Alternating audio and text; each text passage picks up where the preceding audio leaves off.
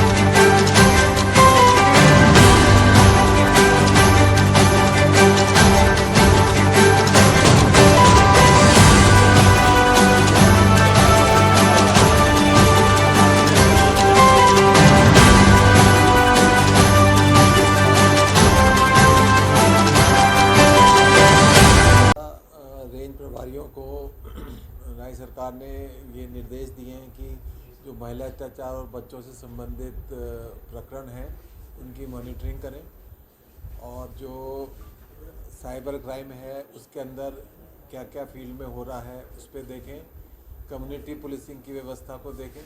इन सब बिंदुओं पर सरकार ने हमें आदेश दिए थे, उसी के संदर्भ में इधर मैं आज आया हूँ। कल मैंने शाहपुरा, केकड़ी और टोंक की मीटिंग ली थी, और आज अजमेर, डीडवाना, नागौर और ब्यावर ज़िले के एसपीज के संग और डीवाईएसपी के संग मीटिंग की। क्या देखा सर, अजमेर में आपने क्या व्यवस्थाएं ऐसी लगा कि कुछ परिवर्तन क्या हो सकता है या बेहतर चल रहा है? कई चीज़ों पे बात हुई हमारी। इनके मुकदमे देखे, पेंडिंग मुकदमे देखे, जहाँ पर कोर्ट के स्टे लगे हैं वहाँ पर ये हुए कि एग्जाई सूची दें, और फिर हाई कोर्ट में अर्ली हियरिंग की एप्लीकेशन लगा के उन स्टे को वैकेट कराया जाएँ।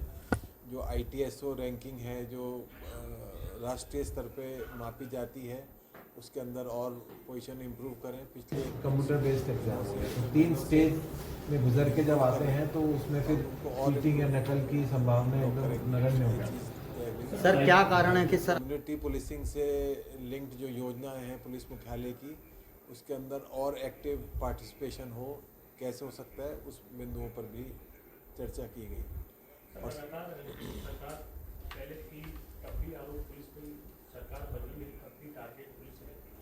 क्या लगता है पुलिस को और बेहतर करने की आवश्यकता है, या कोई जरूरी चीज़ें हैं जो सरकार को मुहैया कराना चाहिए? इम्प्रूवमेंट की गुंजाइश हमेशा रहती है, और किसी भी विभाग में जो भी रिसोर्सेज होते हैं उसकी रिक्वायरमेंट भी हमेशा रहती है। तो एक गैप जो है हमेशा रहता है, बट हमें जो सरकार द्वारा संसाधन उपलब्ध कराए हैं उसमें जो बेस्ट पुलिसिंग हम कर सकते हैं वो हम करने का प्रयास करते हैं। और जो एडिशनल संसाधन की ज़रूरत होती है वो समय समय पर राज्य सरकार को पुलिस मुख्यालय के मार्फत भेजे जाते हैं, और गवर्नमेंट जो है उस पर सैंक्शंस भी मिलती हैं। अभी कोई ऐसा लगा सर संसाधन की आवश्यकता है जिसमें बहुत ज़रूरी है? संसाधन की आवश्यकता तो हमेशा ही रहती है, चाहे वो मैन पावर की हो, चाहे वो गाड़ियों की हो, चाहे वो नई टेक्नोलॉजी की हो, तो हमेशा ही रहती है, क्योंकि चीज़ें बदलती रहती हैं, वो रिक्वायरमेंट तो हमेशा रहती है। सर जयपुर कॉन्फ्रेंस हुई थी और मुख्यमंत्री साहब ने कई चीज़ों पर कॉन्फ्रेंस का, और साइबर क्राइम मेन टारगेट था मेवात एरिया, जिस तरीके से भरतपुर की बात आई थी, और ऐसे और क्या योजना है सर उसको? अब सरकार ने हर ज़िले में एक साइबर थाना खोल दिया है। इन साइबर थानों में जो भी हमारे पास रिसोर्सेज हैं मैन पावर के संबंध में, उनको डिप्लॉय किया गया है। उनकी लगातार ट्रेनिंग्स हो रही हैं, और साइबर क्राइम के मुकदमे भी दर्ज हो रहे हैं, डिस्पोजल भी हो रहे हैं। भरतपुर रेंज ने काफ़ी अच्छा प्रयास किया। पहले देश के अंदर सबसे ज़्यादा क्राइम वहीं हो रहे थे, तब उन्होंने सख्त कार्रवाई करी, तो वो वहाँ पर क्राइम का आंकड़ा काफ़ी कम हो गया, 25% तक। सर तो नफरी काफ़ी रहती है, और इन सब चीज़ों को कैसे करेंगे? नफरी का और नफरी तो सरकार समय समय पर देती है पुलिस को। अभी भी बजट घोषणाओं में 5500 पद की घोषणा करी है। अब उसकी सैंक्शन आएंगी, फिर उनके रिक्रूटमेंट होंगे, ट्रेनिंग होगा, तब फिर फील्ड पे आएंगे। उसमें थोड़ा सा गैप हो जाता है। कंप्यूटर जो भी बेस्ड प्रक्रिया में से 3 स्टेज में गुजर के जब आते हैं तो उसमें फिर चीटिंग या नकल की संभावना एकदम नगण्य हो जाती है। सर क्या कारण है कि सर प्रक्रिया तो कैसे कितनी चुनौती है सर इन सब चीज़ों के लिए? एसआई एक चुनौती तो है। एसआई की भर्ती तो आरपीएससी करती है। आरपीएससी ने काफ़ी चेंज भी किए हैं। कांस्टेबल लेवल की भर्ती पुलिस मुख्यालय द्वारा की जाती है, तो उसके अंदर भी हमने चेंज किए हैं। सीईटी के माध्यम से लेने लगे हैं। पहले रिटन होता था, अब की बार हमने फिज़िकल एग्ज़ाम कराया और उसके बाद फिर कंप्यूटर बेस्ड एग्ज़ाम कराया। तो कंप्यूटर बेस्ड एग्ज़ाम कराने से चीटिंग का कोई भी मामला प्रकाश में नहीं आया और आज हमने उसका रिज़ल्ट भी आउट किया है। तो कांस्टेबल भर्ती में तो हमने ये चेंज किए हैं। आप मानते हैं 100% आपने कांस्टेबल के अंदर कम से कम